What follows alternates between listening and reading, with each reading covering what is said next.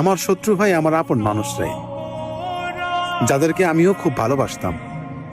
তারা হচ্ছে আমার মায়ের আত্মীয় স্বজন। তারা এখনো বলে যে আমাদের দুয়ারে আসতে হবে।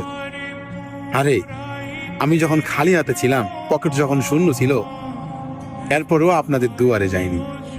যখন বুঝতে পারছি যে আপনারা মানুষকে প্রয়োজনে ইউজ করেন, গরিব মানুষকে, অসহায় মানুষকে মানুষ মনে করেন না, তখন থেকে আপনার পিছু ছেড়ে দিছি।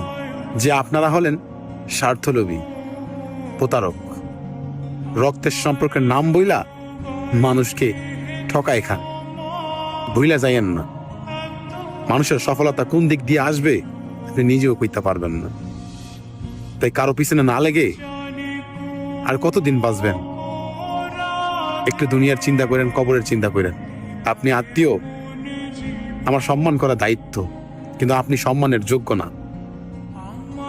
এখন সফলতা পাইনি, সফলতার রাস্তা হাঁটছি, তাতেই কুত্তার মতো ভুক ভুক শুরু করে দিয়েছেন মানুষের সামনে।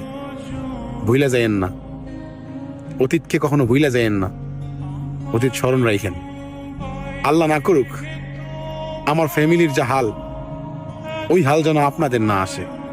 আপনারা টাকাওয়ালা মানুষ, আপনাদের হাল দেখে রাস্তার কুত্তাও ফিরে তাকাবে না। মনে রাখেন।